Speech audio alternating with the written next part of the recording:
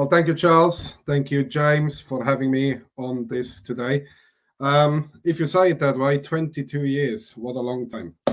And yes, transformation has been part of my basic entire life.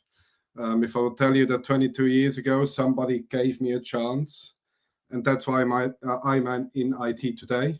22 years ago, I was still a chef. So I love my food.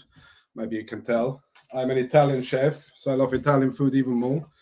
And 22 years ago, somebody walked up to me and said, hey, listen, I think you need to do something else. You can sell. And that's where my career started. I've done every single job in sales. I started as an inside sales SDR, the most important team member in any company. SDRs are the bread and butter of any sales channel we have to build.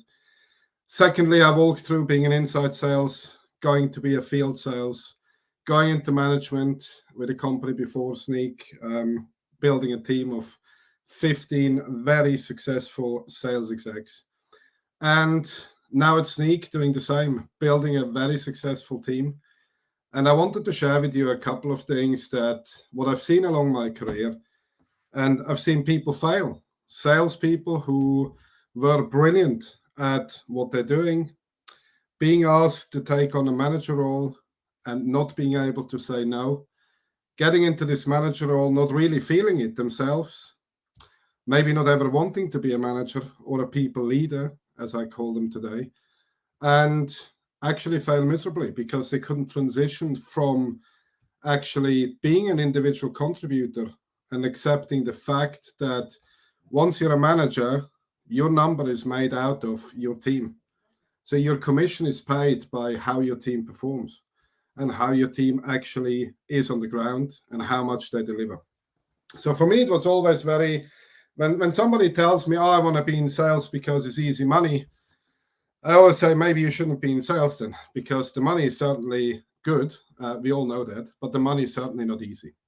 Being an individual contributor, as we've seen with the three excellent personas before me, it comes with a lot of knowledge, a lot of experience. You have to build yourself up.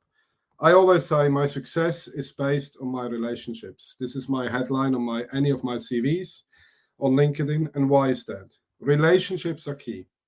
We need to take care of each other for our customers. We need to learn to listen to our customers. And being a great manager and a great leader comes with if you are able to actually listen. Now, I always ask anybody who wants to become a manager what they would do different than what I would do. And sometimes they would say, well, listen, Danny, I don't know, I would be a bit more accurate. I would maybe check in a bit more with my team. And my question about that is, why would you do that? How? Describe it to me. And one of the aspects is things what I hated in the past myself is I do not like to be micromanaged, for example.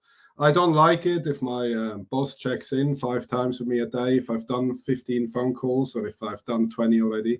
If I've done my Salesforce or if I haven't done my Salesforce, I don't like it.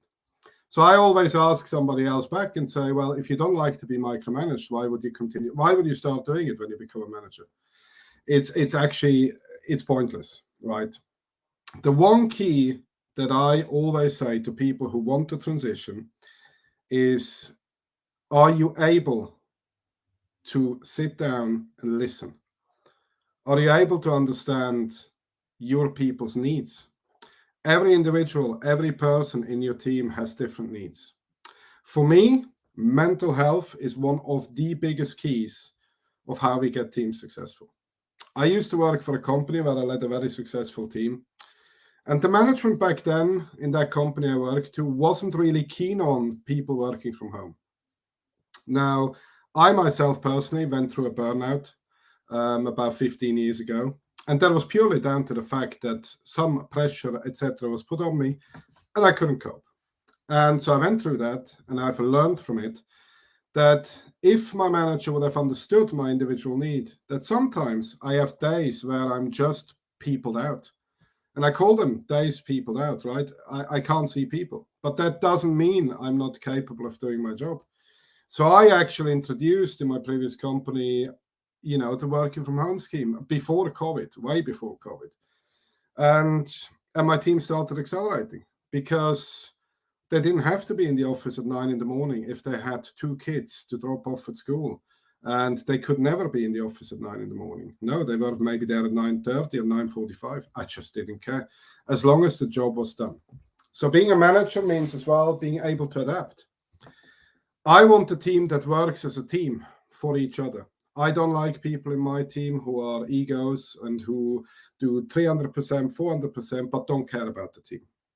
We need to pick everybody up. You as a manager need to develop your own style. Are you a good salesperson because you know how to sell?